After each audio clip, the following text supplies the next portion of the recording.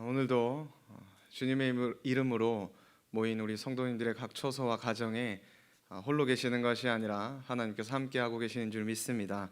말씀을 통하여 큰 은혜 받으시기 바랍니다. 우리 그리스도인들에게 있어서 가장 중요하고 큰 가치는 무엇일까요? 모든 하나님이 주신 가치가 다 귀하지만 그 중에서도 전도가 아닐까 합니다. 주님께서도 잃은 양 비유를 통하여서 죄인 하나가 회개하면 하늘에서 회개할 것 없는 의인 99으로 인하여 기뻐하는 것보다 더하리라 말씀하신 것처럼 한 영혼이 자신의 죄를 회개하고 구원을 받아 주님께 돌아오는 것만큼 하나님께서 얼마나 기뻐하시는 일인지 모릅니다. 하지만 참으로 안타까운 사실은 또 전도 이야기만 나오면 왠지 마음이 불편하고 또한 거북함을 느끼는 그리스도인들이 많다라는 사실입니다. 혹 전도할 때 믿지 않고 거절을 당하면 어떻게 하나라는 그 거절감이 우리 그리스도인들에게 이 전도에 있어서 가장 큰 두려움이라고 합니다. 오늘 말씀을 통하여서 특별히 우리가 사랑의 박스 전달 프로젝트를 진행하고 있는데 주위에 그리스도인의 복음이 필요한, 또 예수 그리스도의 복음이 필요한 이들에게 우리가 이 힘든 시기 가운데서도 하나님의 사랑이 전달될 수 있기를 간절히 소망합니다. 하나님의 존재를 믿지 않는 사람들, 하나님을 부정했던 사람들은 예나 지금이나 계속적으로 있어 왔습니다. 하나님께서 많은 기적들을 행하신 이 성경의 시대에서도 하나님을 믿지 아니하고 놀라운 일들을 보고서도 하나님을 거부했던 많은 사람들이 존재했습니다. 심지어 예수님께서 이 땅에 내려오셔서 많은 능력과 기사를 일으키시고 수많은 증거들을 보여주셨음에도 불구하고 많은 이들이 예수님을 따르는 듯 하였지만 결국 주님을 십자가에 못 박았습니다. 그래서 시편 기자는 이렇게 고백하고 있습니다. 어리석은 자는 그의 마음에 이르기를 하나님이 없다 하는도다. 그들은 부패하고 그 행실이 가증하니 선을 행하는 자가 없도다 라고 말씀하고 있습니다. 결국 그들은 하나님이 없다라는 그 마음을 굳게 잡고 결국 하나님이 어떠한 일을 하신다 할지라도 믿지 않겠다라고 고백하는 사람들이 있다라는 것이지요. 그래서 우리가 이러한 전도 대상자를 놓고 함께 기도하고 또 전도함이 있어서 가장 중요하게 생각해야 할 점은 그들과 함께 하나님께서 계시는가 계시지 않는가 라는 존재 여부를 가지고 논쟁하는 것은 큰 의미가 없다라는 사실입니다. 이 무신론자들이 강하게 주장하는 것 중에 하나가 만약 전능하신 하나님 또한 그렇게 선하시다라고 하는 하나님이 살아계신다라면 왜 이 땅에 악이 존재하느냐라고 질문을 합니다. 예를 들어서 우리가 전도를 하려고 하면 이렇게 질문을 하죠. 그렇게 좋은 하나님이 왜 이러한 코로나를 이 땅에 퍼지도록 내버려 두었느냐라고 공격을 한다는 것입니다. 왜 나의 삶은 이러한 어려움 가운데 내버려 두시고 방치하셨느냐라고 우리들에게 반문하곤 합니다. 세상 속에서 악이 여전히 존재하는 것은 하나님께서 존재하시지 않든지 혹 하나님께서 계신다고 한다면 하나님이 선하시지 않거나 혹 전지전능하지 않으셔서 이 악을 막으실 수 없는 것이다 라고 무신론자들은 우리 그리스도인들을 향해서 공격을 합니다. 이 질문에 성도님들은 어떻게 대답을 하시겠습니까? 그래도 막연히 하나님은 있다라고 주장하시겠습니까? 이 질문 앞에 이 세상이 도전해오는 이러한 공격 앞에 우리도 사실 이론적으로 어떠한 증명을 해낼 수 없다라는 사실을 고백하지 않을 수 없습니다. 주님께서 친히 이 땅에 내려오셔서 수많은 이적과 심지어 우리를 위하여 십자가에 달려 돌아가시고 죽은 자 가운데서 다시 살아나시는 놀라운 역사를 보여주셨음에도 여전히 믿지 않는 이들이 많이 있었습니다. 우리에게 주님과 같은 그러한 능력이 있지 않는데 어찌 하나님을 온전히 계신다라고 증명해내고 믿게 할 수 있겠습니까? 더 정확히 이야기하면 우리가 그러한 놀라운 일을 행한다 할지라도 그들은 믿지 않는다라는 것이지요. 그러면 우리가 어떻게 해야 할까요? 하나님께서는 우리 그리스도인들에게 어떻게 복음을 전하기를 원하고 계실까요? 여기서 우리가 생각할 것은 하나님의 존재 여부를 증명할 것이 아니라 하나님이 살아계시는 것을 어떻게 믿게 할 것인가, 우리는 그것을 믿지 않는 이들에게 증명해내야 할 의무가 있습니다. 결국 믿음이라는 것은 하나님의 존재 여부에 달려있는 것이 아니라 우리의 믿음, 즉 신념에 달려있다라는 것이지요. 우리의 지혜로는 하나님을 증명해낼 수도 없고 하나님이 살아계심을 우리가 온전히 증명할 수 없기 때문입니다. 그렇게 사도 바울은 하나님께서 사도 바울을 통하여서 우리들에게 이렇게 말씀하여 주셨습니다. 고린도전서 2장 1절에서 5절 말씀을 제가 봉독하도록 하겠습니다. 형제들아, 내가 너희에게 나아가 하나님의 증거를 전할 때에 말과 지혜의 아름다운 것으로 아니하였나니 내가 너희 중에서 예수 그리스도와 그가 십자가에 못 박히신 것 외에는 아무것도 알지 아니하기로 작정하였음이라. 내가 너희 가운데 거할 때에 약하고 두려워하고 심히 떨었노라. 내 말과 내 전도함이 설득력 있는 지혜의 말로 하지 아니하고 다만 성령의 나타나심과 능력으로 하여 너희 믿음이 사람의 지혜에 있지 아니하고 다만 하나님의 능력에 있게 하려 하였노라. 아멘. 이 말씀과 같이 우리가 예수 그리스도의 복음을 전함에 있어서 우리의 말과 우리의 지혜와 능력으로 하는 것이 아니라 오직 성령의 나타나심과 능력으로 해야 함을 분명히 말씀해 주셨습니다. 제가 초등학교 때 전도했던 한 친구를 잊을 수가 없습니다. 그 친구는 학교에서 흔히 말하는 왕따였습니다. 그 이유는 그의 소극적인 성격이라든지 가난한 가정 형편 외에도 주목받지 못하는 외모와 특별히 그의 이름이 영구였기 때문입니다. 아직도 제가 잊혀지지 않는 그 이름, 우리 권영구 친구가 제 초등학교 때 가장 친한 친구였습니다. 많은 친구들이 그 친구를 가까이 하지 아니하였고 또 그 친구와 가까이 지내는 것조차 놀림을 받은 이유였기 때문에 늘 그 친구는 친구들과 잘 어울리지 못하였습니다. 그럼에도 불구하고 그 당시에는 그 친구가 왜 측은해 보이고 왜 안타깝게 보였는지 유일한 친구가 되어서 그 친구를 교회로 전도하고 같이 여름 성경학교도 지냈던 기억이 납니다. 그때는 특별히 전도를 해야겠다, 이 친구를 예수님을 믿게 해야겠다라는 어떤 그런 신앙적인 거룩한 사명감보다는 그저 순수한 마음에 이 친구에게 친구가 되어주고 싶고 또 이 친구도 참 행복했으면 좋겠다라는 순수한 마음으로 이 친구에게 다가가고 그와 친구가 되어 주었던 것인데, 지금 돌이켜보니 나의 어떠한 말이나 능력이나 또한 물질로 그 친구를 전도한 것이 아니라 그저 아무도 가까이 가지 않는 그 친구에게 함께 친구로 다가간 것만이 그가 예수님을 믿고 신앙생활을 할 수 있는 이유였던 것을 깨닫게 되었습니다.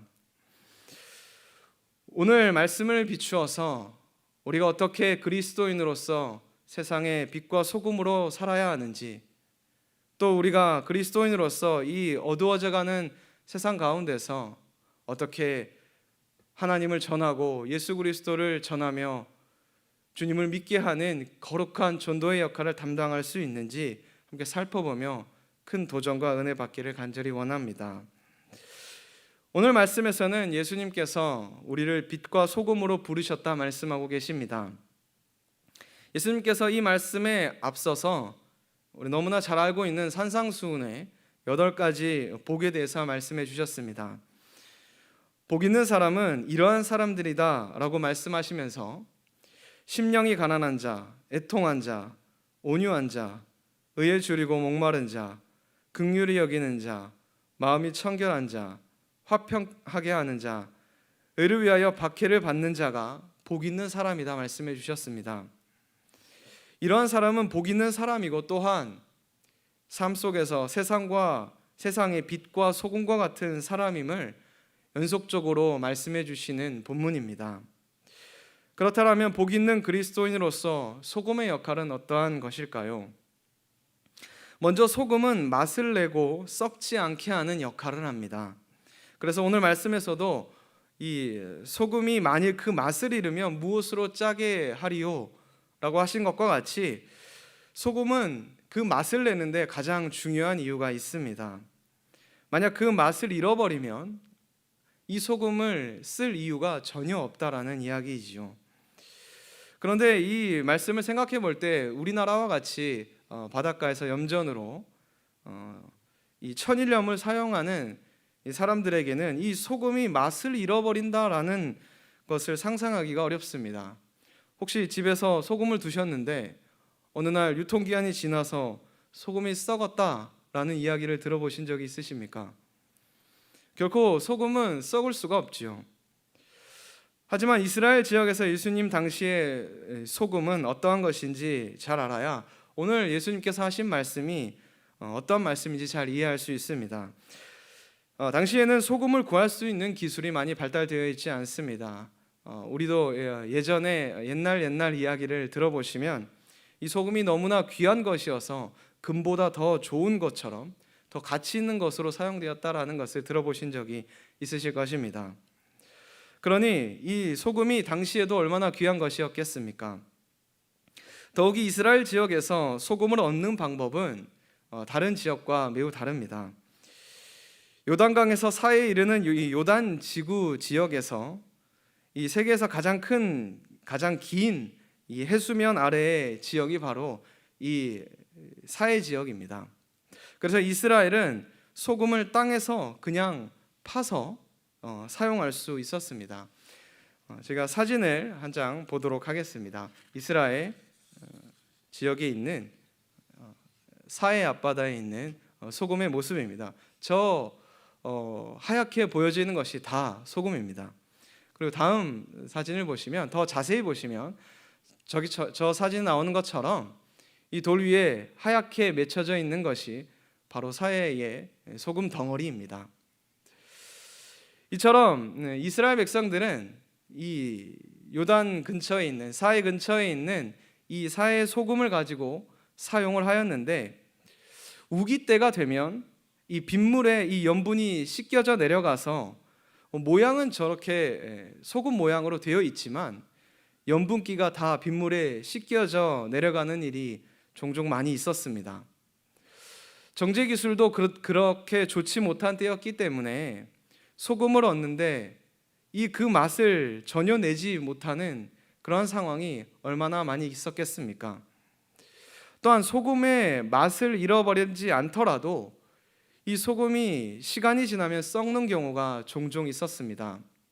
왜냐하면 이 사진에 보시는 것과 같이 그저 흙에서 이 땅에 이 흙과 함께 소금을 채취하였기 때문에 이 안에 있는 불순물이 시간이 지나 썩게 되면 이 순수했던 소금도 함께 썩어서 쓸 수 없게 되었기 때문입니다. 그렇기 때문에 당시 이러한 소금의 역할 또 소금의 상황 채취하는 상황을 잘 알고 있었던 이스라엘 백성들에게 예수님께서는 그들의 실상을 비유로 들어 만일 소금이 맛을 잃고 썩는 것과 같이 너희가 세상의 소금인데 맛을 잃고 썩게 된다라면 그저 사람들에게 밟히게 될 뿐이다 라고 비유로 말씀하여 주신 것입니다. 이 모든 것이 당시 이스라엘 사람이라면 누구나 알고 있고 생활 속에서 경험하는 것이었기에 오늘 주님께서는 그 모든 것을 비유를 통하여 말씀해 주신 것입니다. 사랑하는 성도 여러분, 그렇다면 우리들에게 있어서 이 복 있는 사람, 소금과 같은 그리스도인들은 무엇을 의미하는 것이겠습니까? 바로 맛을 잃어버리고 부패하고 썩어져가는 세상 속에서 맛을 내며 생명을 살리는 삶을 살아가는 것이 우리 그리스도인의 삶임을 말씀해 주고 계십니다. 우리 그리스도인이 가는 곳마다 싸움과 다툼과 시기와 분쟁, 미움이 있는 곳에 화평과 사랑과 웃음이 살아나야 함을 말씀해 주고 계십니다.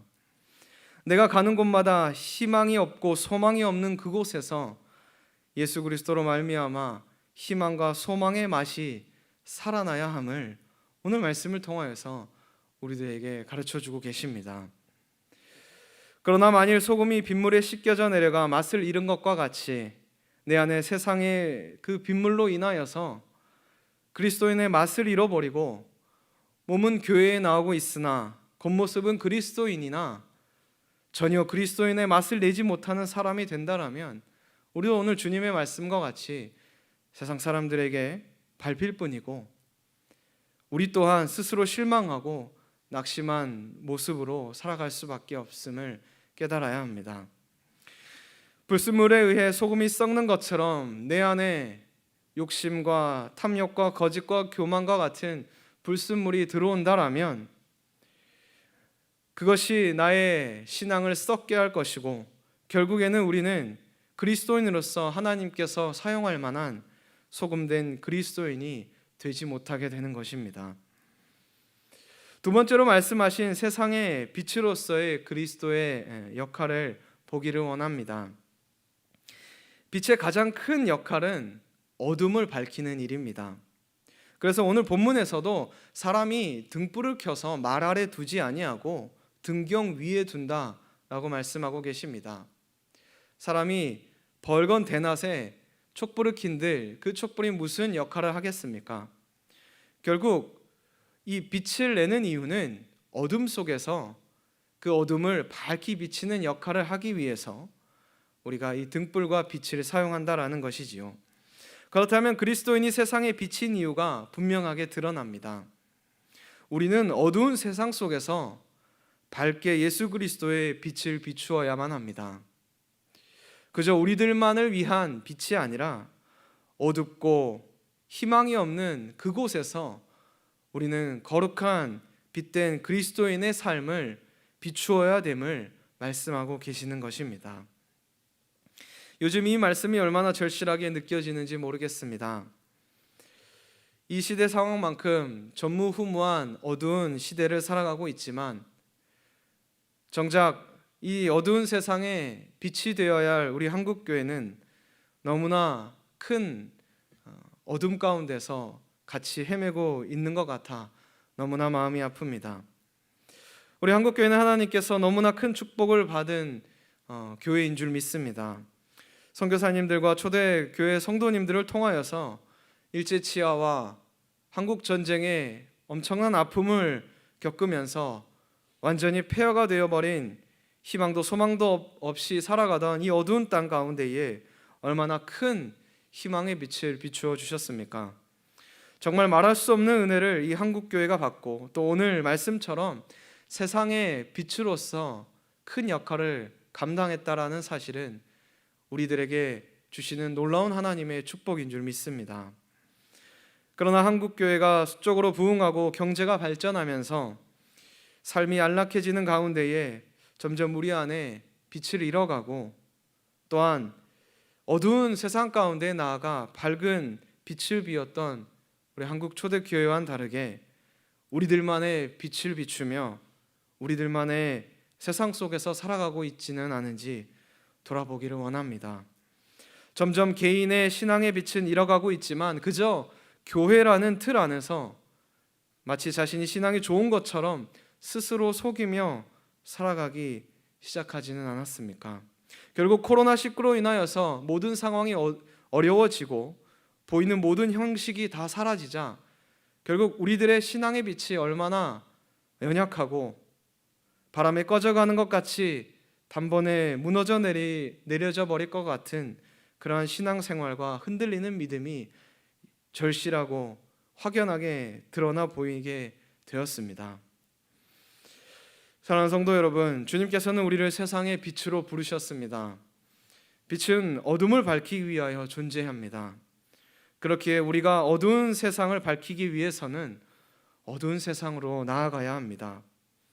비록 우리가 우리의 신앙의 빛이 작은 촛불과 같이 연약하다 할지라도 이 세상 가운데서는 그 작은 촛불의 신앙의 빛, 예수 그리스도의 빛이 필요하기 때문입니다. 어두운 삶을 살아가는 내 가족과 이웃과 사람들에게 찾아가기를 간절히 원합니다. 그들에게 참 빛이 되시는 예수 그리스도의 참된 빛을 전하시기를 간절히 원합니다. 말씀하신 이 빛과 소금을 이 세상 가운데에 온전히 살아내기 위해서 구체적으로 이것이 무엇인지 분명하게 16절에서 말씀해 주고 계십니다. 마태복음은 이 빛과 소금을 착한 행실이다 라고 말씀하여 주셨습니다. 결국 우리 안에 있는 이 거룩한 착한 행실을 통하여서 이 어두운 세상 가운데에 하나님의 소금의 역할, 빛의 역할을 감당하는 것임을 말씀해 주셨지요. 또 마가복음 9장 50절에는 이 소금을 화목이라고 말씀하고 계십니다. 소금은 좋은 것이로되 만일 소금이 그 맛을 잃으면 무엇으로 이를 짜게 하리요? 너희 속에 소금을 두고 서로 화목하라. 결국 그리스도인이 가는 곳마다 화목해야 하는 것이 세상의 빛이요 소금의 역할임을 말씀해 주고 계시는 것입니다. 누가복음 14장 33절과 34절에서는 이렇게 말씀하고 계십니다. 이와 같이 너희 중에 누구든지 자기의 모든 소유를 버리지 아니하면 능히 내 제자가 되지 못하리라. 소금이 좋은 것이나 소금도 만일 그 맛을 잃으면 무엇으로 짜게 하리요? 땅에도 거름에도 쓸데없어 내 버리느니라. 들을 귀 있는 자는 들을지어다 하시니라. 누가복음은 이 소금이 무엇인지 직접적으로 말씀하고 계시지는 않지만 앞선 33절의 문장으로 유추해 볼 때 이것은 예수님의 삶과 같이 자신의 것을 자신의 것이라 주장하지 아니하고 오직 주님을 위하여서 다 버리고 주님을 따라 자기 십자가를 지고 따르는 제자의 삶이 곧 이 세상의 빛과 소금임을 말씀해 주고 계시는 것입니다.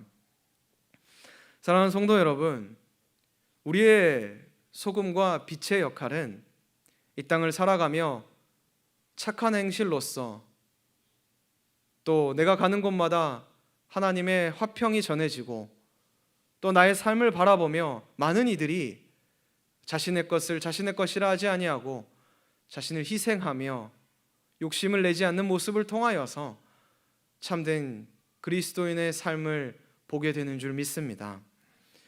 우리는 그리스도의 축복의 통로입니다.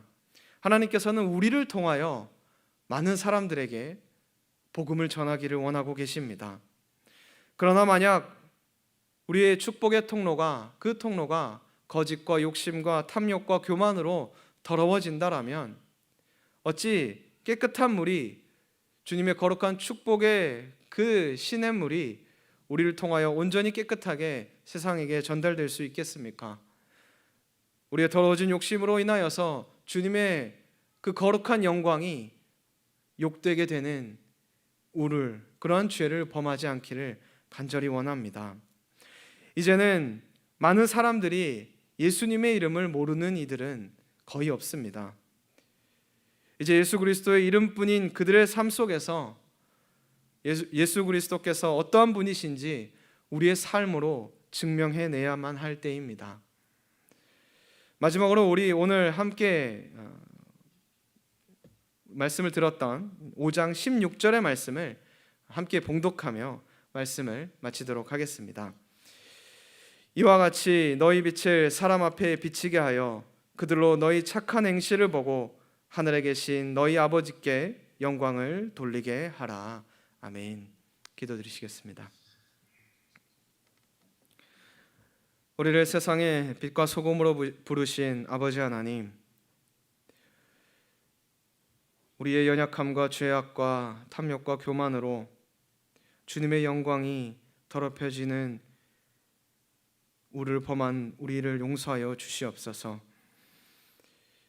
하나님의 놀라우신 은혜가, 하나님의 놀라우신 복음이 우리를 통하여서 온전히 어두운 세상 가운데에 전해져야 하건만 우리는 우리의 안락함만을 위하여 살아갔고 우리를 위한 울타리를 짓고 우리를 위한 교회를 만들었음을 고백하오니 용서하여 주시옵소서.